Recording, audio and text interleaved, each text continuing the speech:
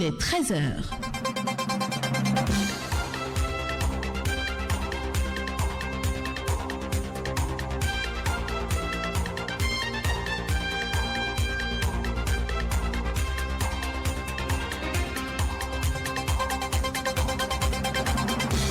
Bonjour et bienvenue à tous dans cette édition du journal Parler. C'est le 10-15 qui se poursuit au sommet de cette rubrique. Ils souffrent le martyre au quotidien. Ce sont les habitants de la zone sud-ouest du quartier d'Amangourou. C'est dans le premier arrondissement de la ville de Parakou. Un dépotoir s'est installé sur les parcelles des particuliers et donc très proche des habitants. Ils disent avoir mené plusieurs démarches depuis des années déjà. Mais rien n'a changé, les précisions sont à suivre. Les membres du gouvernement ont tenu leur conseil hebdomadaire ce mercredi. Plusieurs décisions ont été prises. Les grandes lignes sont à découvrir dans ce journal. Drame à Mariboro, à Sirarou. Le corps sans vie d'une femme a été retrouvé dans un puits. La quarantaine, elle souffrait de troubles mentaux. Le chef de l'arrondissement sera dans ce 13h pour les précisions. La revue de presse nationale, la page Afrique et les sports seront aussi au menu de ce journal. Bonjour et bienvenue à tous. Radio Fraternité 96.5. Fraternité FM. Je vous l'annonçais en titre, le Conseil des ministres de ce mercredi s'est achevé il y a quelques minutes et en attendant de vous servir les détails tout à l'heure dans le journal de 19h, voici pour vous les grandes décisions prises. Le gouvernement a transmis à l'Assemblée nationale pour examen et vote la loi sur l'urbanisme République du Bénin. Deux décrets sont également pris, celui sur l'application de la loi numéro 2018-10 du 2 juillet 2018 portant protection, aménagement et mise en valeur de la zone littorale en République du Bénin et le décret fixant les modalités d'application des dispositions de la loi portant promotion et développement des micro, petites et moyennes entreprises en République du Bénin. Les nominations sont aussi prononcées au ministère de la Justice et au ministère de la Santé. Je vous le disais également à l'entame de ce journal, ça grogne dans le rang des populations de Damangourou dans le premier arrondissement de la ville de Parakou. La partie sud-ouest traverse une crise environnementale depuis des années déjà. Une équipe de Fraternité FM est descendue sur le terrain pour faire le constat. Le moins que l'on puisse dire est que ces populations sont carrément nez à nez avec un dépotoir d'ordures, ce qui expose les habitants du quartier à plusieurs risques. Ils respirent de l'air malsain, les chambres sous la menace des mauvais insectes et autres. Mieux, selon les recoupements, le dépotoir est installé sur les parcelles loties des particuliers. Suivez pour vous en convaincre ces propos de Thierry Espoir-Ourou, habitant le dit quartier.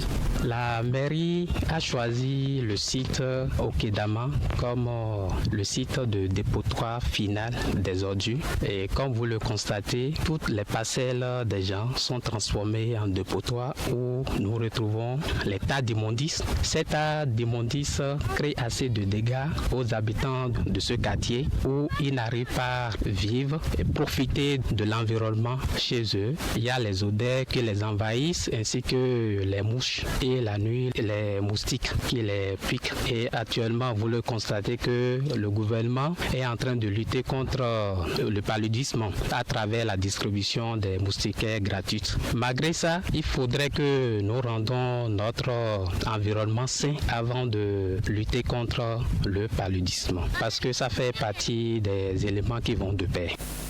Des démarches ont été menées par les victimes de cette situation, mais jusque-là, rien n'a été fait. Ceci ne fait que durer et inadmissible dans une ville comme Parakou, selon notre source.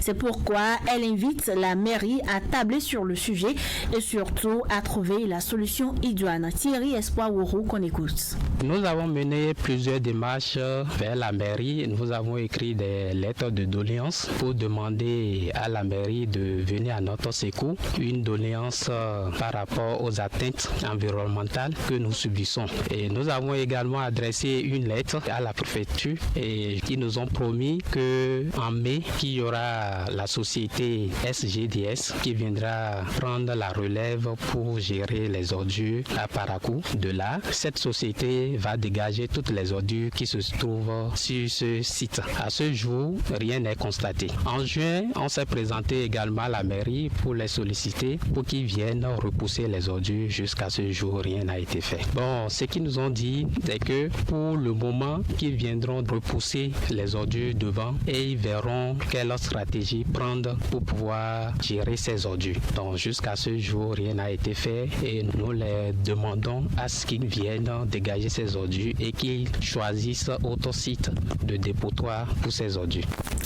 Éduquer les enfants à la protection de l'environnement, c'est la solution idoine pour faire face aux défis environnementaux dans le monde. Les spécialistes des questions environnementales sensibilisent en ce sens. Pour eux, il n'y a que cette technique pour amener les générations futures à éviter les mêmes erreurs que celles actuelles sur notre environnement. Liliwanou Zakari est environnementaliste. Il parle dans cet extrait de l'importance d'éduquer les petits-enfants à la protection de notre planète. Pour lui, cela peut se faire dans les écoles et même à la maison. On l'écoute. La protection dans l'environnement est un problème d'actualité et il urge quand même que nous repensions cette situation parce que couramment nous constatons que la majorité de la population se donne plus à sensibiliser les plus âgés et au vu de cette situation qui demeure de plus en plus criarde, il urge quand même qu'on reprenne cette situation vers les enfants parce que les enfants sont les générations à venir, ils sont appelés à construire notre nation et pour protéger l'environnement, il faut commencer par les plus jeunes âges pour évoluer vers le sommet. Donc il faut une insertion totale dans notre enseignement du premier degré jusqu'au deuxième pour aller au troisième degré pour qu'enfin quand même la notion de l'assainissement soit à l'actif de nos enfants, de nous-mêmes et de toute la population en général. La méthode à utiliser est très simple selon le spécialiste. Il suffit juste de montrer l'exemple à l'enfant et aussi lui expliquer pourquoi on doit protéger son environnement. Liliwanou Zakari, qu'on écoute, il est environnementaliste. Pour un exemple pratique, lorsque nous avons des enfants à la maison qui tendent à utiliser les sachets, à la fin de la consommation de yaourt par exemple, il faut les apprendre à mettre ces sachets dans des poubelles.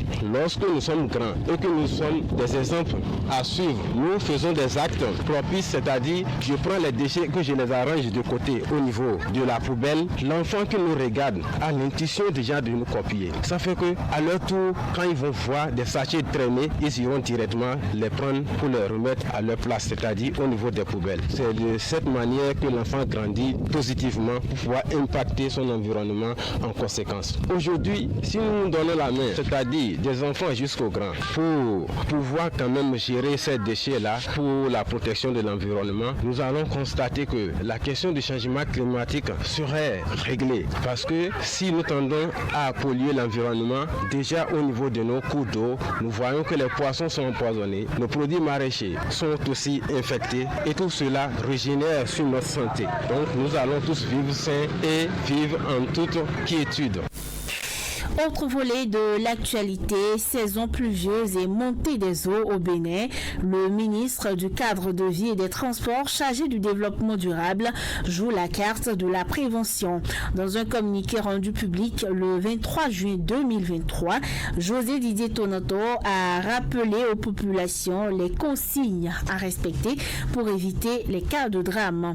Pour en savoir plus sur ces précautions, nous avons reçu ce matin dans le grand direct de l'information son directeur départemental du Borgou et de la Libourie, tout en rappelant ces mesures. Sonny Orupibo a expliqué le bien fondé de cette démarche de protection. Nous devons être prudents, quel que soit là où nous nous trouvons lorsqu'il y a plu, sans aller d'abord même au niveau des cas de noyade. Lorsqu'il pleut déjà dans nos concessions, nous devons faire attention au risque d'électrocution. Dans nos concessions, dans nos chambres, déjà nous devons faire attention nous devons voir les enfants avoir ce comportement prudent.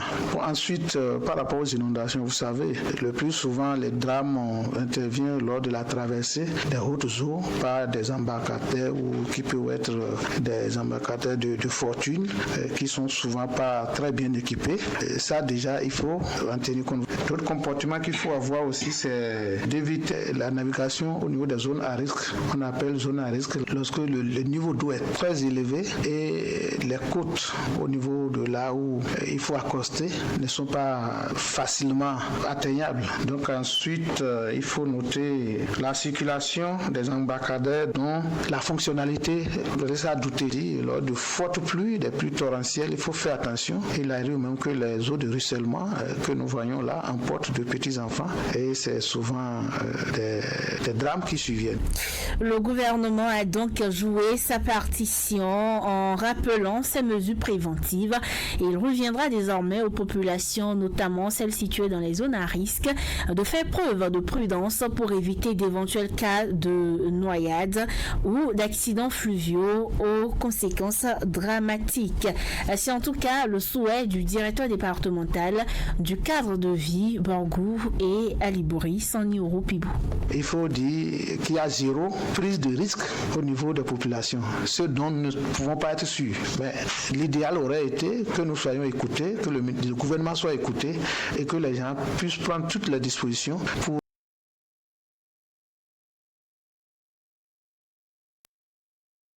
de la navigation fluviale qui a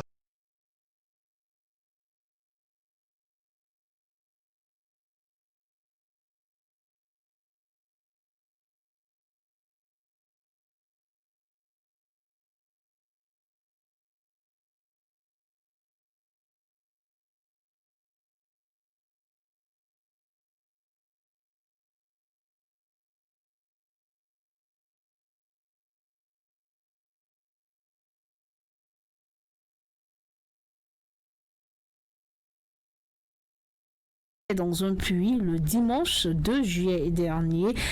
Âgée de 46 ans, la défunte souffrait de troubles mentaux et était hébergée par un pasteur. Récit des faits avec le chef de l'arrondissement de Sirarou, Alidou Tamou Oro Yoro. En effet, une dame âgée de 45 ans environ, mère de 6 enfants, souffrait depuis quelques mois de troubles mentaux. Cette dernière s'est rendue à Mariboro, précisément dans le sous-quartier de Gomez-Barou, chez un monsieur s'auto-proclamant pasteur et donc ayant reçu le pouvoir de guérison par la prière. Cette dame vit donc chez ce dernier depuis un bon moment. Le dimanche 2 juillet, aux environs de 4 heures, celle-ci a quitté la maison du pasteur. Déjà autour de 8 heures, le pasteur a remarqué l'absence de la dame. Mais comme c'était un jour de culte, le pasteur a décidé de se mettre à sa recherche à la sortie de l'église, donc pratiquement après 11 heures. Les fouilles du pasteur et de quelques de ses fidèles de l'église leur ont conduit dans un puits où ils découvrent le corps de cette victime à la surface de l'eau du puits.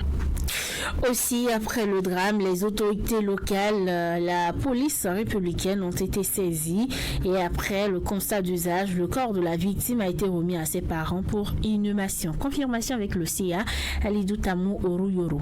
Tout de suite, j'ai été saisi par l'oncle de la victime qu'ils ont appelé. Et à mon arrivée, après avoir constaté la scène lugubre, j'ai interpellé le commissaire de police de Sirarou qui n'a pas tardé à venir aussi sur les lieux. C'est ainsi que l'ordre a été donné pour enlever le corps qu'on a amené à l'intimité familiale. Elle a été enterrée la même soirée.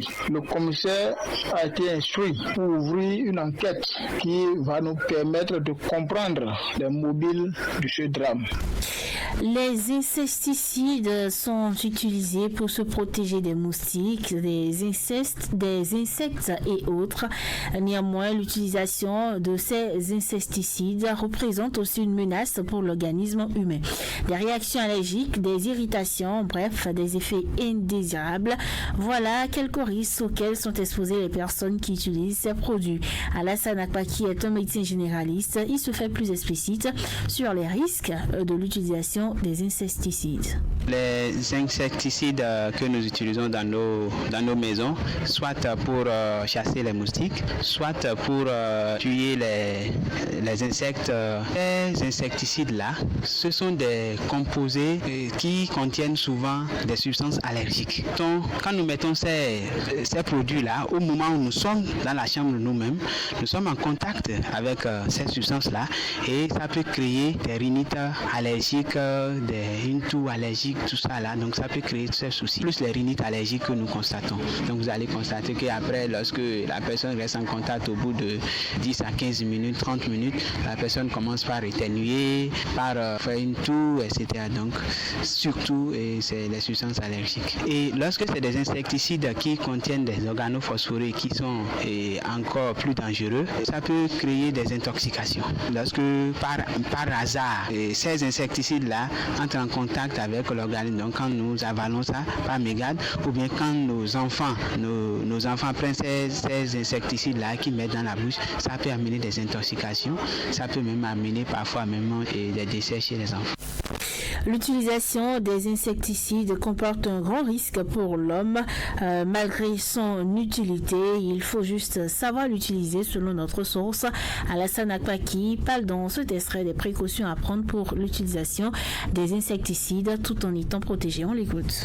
Ce qui est normal, c'est que ces insecticides-là, nous ne devons pas les utiliser au moment où nous sommes dans la chambre. Quand nous voulons les utiliser pour chasser les moustiques, donc nous les déposons à un endroit où, par exemple, il y a certains, il faut utiliser du feu. Il faut prendre le soin de les exposer à un endroit où il n'aura pas un risque d'incendie. Donc à même le sol, que la substance soit loin, donc soit allumée loin d'un élément qui peut être inflammable. Donc au secondo, nous devons, quand nous mettons ces éléments dans la chambre, il faut pas laisser les enfants s'approcher de ces éléments-là. Et si c'est pour les raticides, donc je pense qu'il faut les utiliser, mais les mettre dans la nuit et très tôt le matin, les débarrasser. Sinon, ça peut être un risque pour nos enfants et pour nous-mêmes.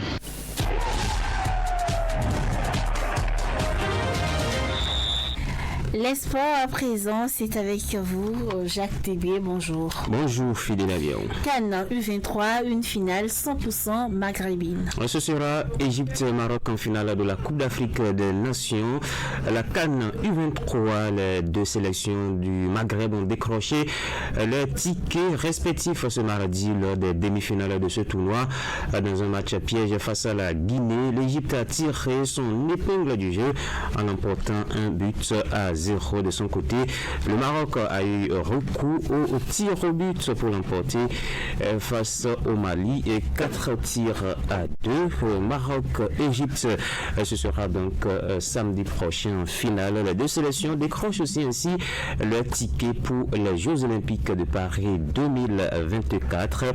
Le troisième ticket va se disputer entre la Guinée et le Mali qui joueront la troisième place. Et puis c'est officiel, Carlo Ancelotti est le nouvel entraîneur du Brésil. Enquête d'un sélectionneur de renom, le Brésil a trouvé l'oiseau rare. En effet, le quintuple champion du monde a officialisé cette nuit la venue de Carlo Ancelotti sur son banc à partir de l'été 2024, après la prochaine Copa América qui se tiendra entre le 20 juin et le 16 juillet 2024 aux États-Unis, avant d'accueillir l'actuel entraîneur du Real Madrid qui quittera donc ses fonctions au terme de son contrat dans un an.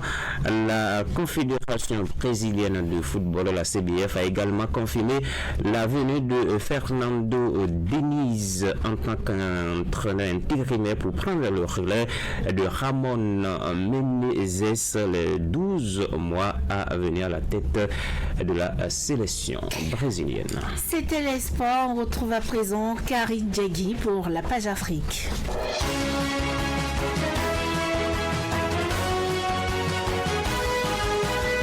Bonjour Karine. Bonjour Fidèle Abiaou. Côte d'Ivoire pour commencer. Laurent Gbagbo ne pourra pas voter pour les prochaines élections locales, vous nous informez. Alors que le Parti des peuples africains Côte d'Ivoire PPACI avait jusqu'au 1er juillet pour déposer un second recours pour demander la réintégration sur la liste électorale de l'ex-président ivoirien Laurent Gbagbo, le parti de ce dernier n'a pas déposé recours auprès du tribunal administratif. Il ne pourra donc participer à la prochaine échéance électorale, les élections locales prévues le 2 septembre. Le PPACI avait 3 jours à compter du mercredi 28 juin pour déposer un second recours auprès du tribunal administratif. Cette procédure judiciaire n'a finalement pas été lancée. Et puis en Tunisie, vous nous parlez d'une tension à Sfax après la mort d'un Tunisien poignardé lors des heurts avec des migrants. La ville de Sfax à l'est de la Tunisie est toujours sous tension après la mort d'un Tunisien lundi dernier qui aurait été poignardé par 3 migrants subsahariens selon les témoins sur place et le tribunal de Sfax. 3 suspects ont été arrêtés et placés en garde à vue. Ce crime s'est déroulé après plus de 2 semaines de tension dans cette ville, devenue la plaque tournante des départs réguliers vers l'Italie. On retrouve à présent Epiphane Tchabi pour la revue de presse nationale.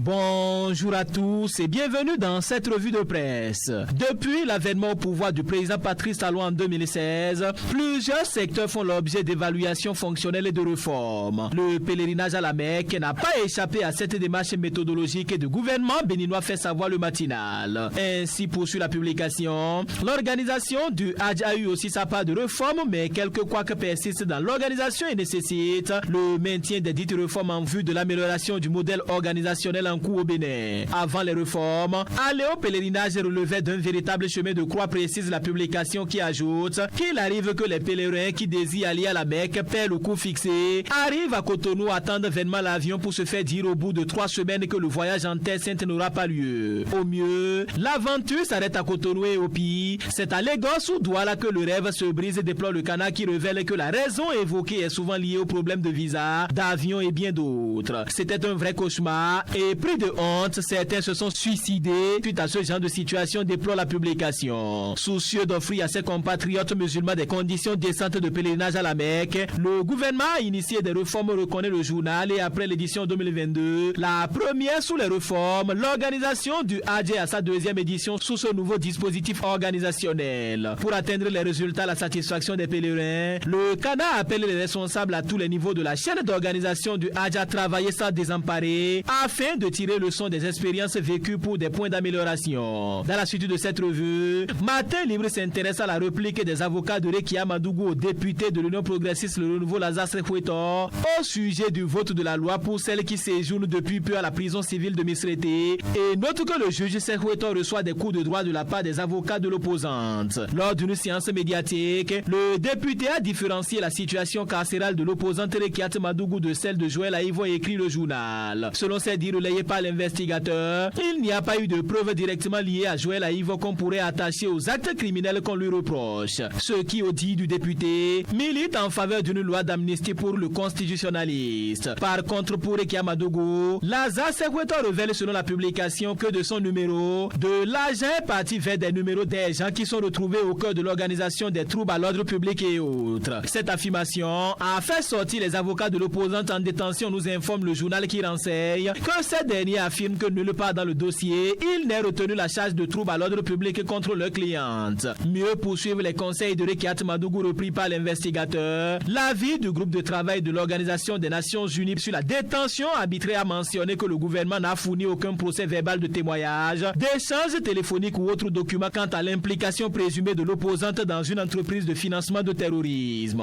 Le journal analyse et se demande où le député va-t-il alors chercher cette charge qu'il impute à Rekiat Madougou. En attendant de le savoir, la Nation nous informe que la validation du rapport de l'étude de démarrage du projet d'appui au renforcement de la cohésion sociale, à la prévention de l'extrémisme violent et à la lutte contre les conflits liés à la transhumance est au cœur d'un atelier ouvert ce mardi 4 juillet à Parakou. L'atelier en cours a pour objectif de finaliser le ciblage des 27 communes du Bénin bénéficiaires et tenir ainsi compte des dynamiques frontalières. Elle a également pour objectif, selon le Canard, de renseigner le cadre des résultats avec des données fiables recenses et désagrégées. Les participants à cet atelier seront appelés à améliorer si nécessaire les propositions ou recommandations formulées dans le rapport par l'équipe de consultation conclut la publication. Plus loin, Bénin Intelligent nous informe que la France s'est engagée à défendre de ses frontières les droits des communautés LGBT. Le pays a d'ailleurs nommé au poste inédit d'ambassadeur pour les droits des personnes LGBT et le premier revers de celui-ci est venu du Cameroun où le pays lui a opposé un non catégorique d'atterrir sur son sol. Pour le journal, cette nouvelle donne est un nouveau front anti-français, loin de la guerre entamée depuis peu par le peuple africain contre l'invasion armée, économique et politique de la France en Afrique. Et dans les dernières secondes, l'investigateur nous informe qu'un présumé voleur a empoisonné un Zémigan avec du Kakanga et s'empare de sa moto à Bomekalavi. Bien habillé, le présumé voleur aurait pris un Zémigan pour une destination bien connue et seulement en chemin il lui a demandé de rentrer dans une voie et lui a offert la viande grillée de Tchanga pendant qu'ils étaient assis et causaient. Marabouté ou pas, le conducteur a fait sans ménagement sa volonté en consommant la viande avant de s'endormir lors de leur causerie non loin d'un bas-fond du quartier. Dans les bras du morfeu, le présumé voleur a démarré sa moto sans succès et sa chance c'est qu'il a été sauvé par deux raisons évoquées par le journal. La première est que des jeunes du quartier observaient de loin la scène depuis qu'ils étaient assis et la seconde, le présumé voleur a démarré la moto sans succès, nous informe la publication. Dans la foulée, d'autres policiers au cours de leur patrouille ont aperçu la foule et il a été demandé au présumé voleur de mettre le conducteur toujours plongé dans son sommeil interminable au dos, mais il n'a pas pu. Finalement, les deux et la moto bagaille du Zémigan ont été embarqués pour le commissariat, rapporte la publication. Fin de cette revue. Merci de m'avoir suivi. C'était la revue de presse. C'est ainsi que nous refermons ce journal. Merci de nous avoir suivis. Édition Chancel Laurel Nassara du CEFIMA. Devant ce micro, je suis Fidélia Biao. Fidélia, merci beaucoup pour